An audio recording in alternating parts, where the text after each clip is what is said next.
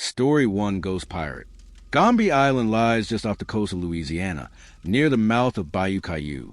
People say it is haunted by a vicious and barbarous pirate who buried his treasure there. According to the legend, every night, after dark, the pirate's ghost returns to protect his gold. Many years ago, there was a young fisherman named Lewis who had heard the legend and wondered if it was true. He didn't believe in ghosts or spooks, but he often dreamed of becoming rich by finding the spot where the pirate buried his treasure on L'Isle de Gombi. Late one night, Lewis left his house and went down to the bayou where his small boat was moored. He rowed out to the tiny island and dragged the boat up on the beach. Looking around, he found 2 trees that were entwined. It looked as if it might be a likely spot for pirates to bury their treasure. So he took his shovel out of the boat, and by the light of the moon, he began to dig. All of a sudden, he heard a noise, and when he turned around, he saw his boat floating away. He ran after it, dragged it back onto the shore, and tied it to a tree. Then he returned to his digging. He had barely dug 2 or 3 feet down when he heard another noise. When he looked over his shoulder, he saw a sight that almost scared him out of his wits. Standing behind him, there were 3 pirates. They were soaking wet and covered in seaweed. Their faces were twisted in anger, and each one was clutching a long knife, dripping with blood. Lewis was shaking with fear.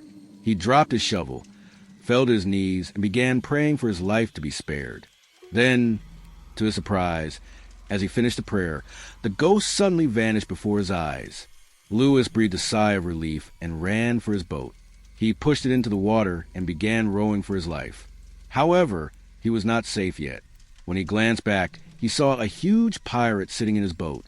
The pirate had a wide belt over his coat and long earrings which shone in the moonlight like balls of fire.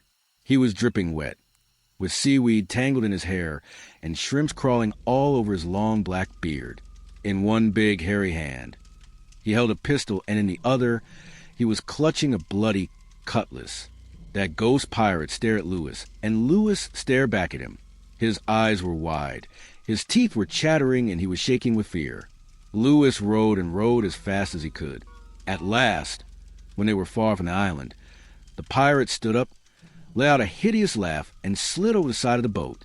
Lewis watched as the pirate sank beneath the surface of the water like a corpse. He went straight down, and no bubbles came up after him. When Lewis got home, it was almost dawn, and his wife was waiting for him. She took one look at Lewis and let out a horrified scream. She almost didn't recognize him because his hair was snow white. Lewis looked in the mirror. He hardly recognized himself. Story 2, Handshake. In an old forgotten cemetery, just north of Goldsboro, North Carolina, there's a headstone that is cracked in half and held together by a pair of rusty brackets. Engraved at the top, there's a strangely haunting image of a handshake. The name on the grave is George Dean's, and this is his story. Back in 1856, there was a 17-year-old girl named Rachel Vincent who thought she had found the man of her dreams. He was 8 years older than her, and his name was George Dean's. Rachel dreamed about the beautiful wedding they would have. She was head over heels in love, but unfortunately George didn't feel the same way about her. He had a wandering eye, and soon he was cheating on her with a number of other girls. When she found out that he was being unfaithful, Rachel was devastated. However, she didn't want to lose him, so she told him how much she loved him and said that she would still marry him if he stopped seeing other girls. George wasn't very sensitive, and he bluntly dumped her. Rachel's heart was broken, and she felt like she could never love again. She fell into a deep, dark spiral of sadness and depression. Within weeks, her uncontrollable grief made her sick. She came down with a fever, and her body grew weaker and weaker. She had lost the will to live. One day, she called George to her bedside and asked him to lean in close.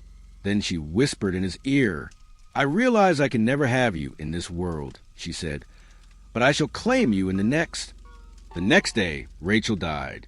She was buried in a little graveyard, and George tried to put her out of his thoughts and go on about his life.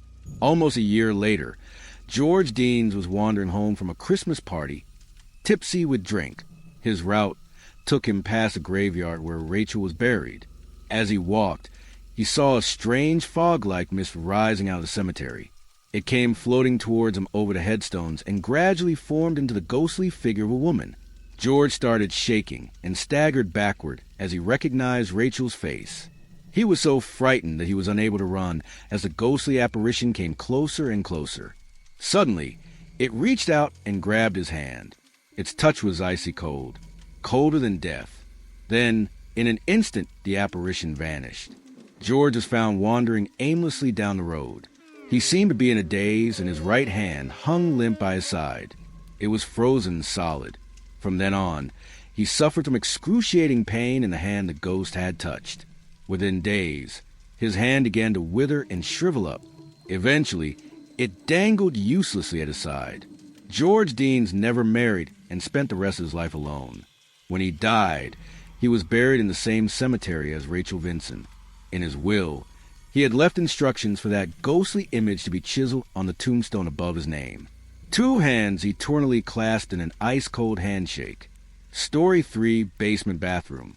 A young man named Charlie got a new job with a cleaning company.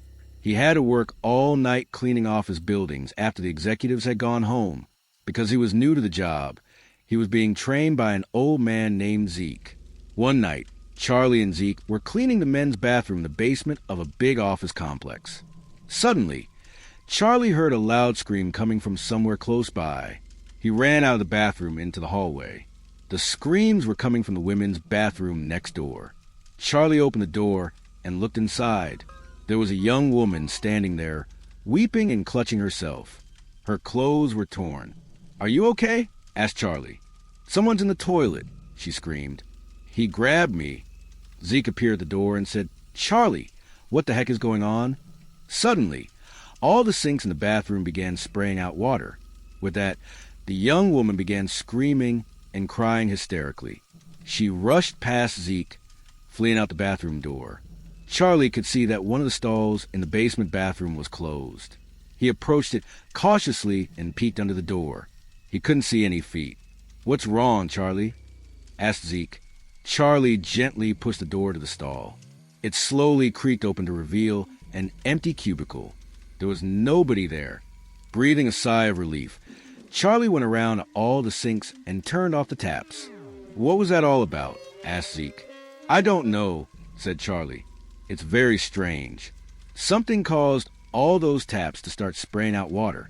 It's creepy." "I heard stories," said Zeke. "Years ago, there was a murder in this office building. They told me it happened in the ladies' bathroom.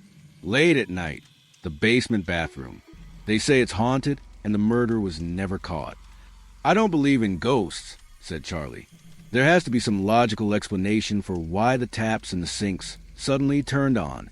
It wasn't supernatural, but whatever it was, it sure scared that woman." "Who?" asked Zeke.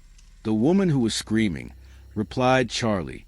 "She ran right past you." Zeke's eyes grew wide as he whispered, "I didn't see any woman, Charlie. I didn't hear anyone screaming. You and I are the only ones in the building.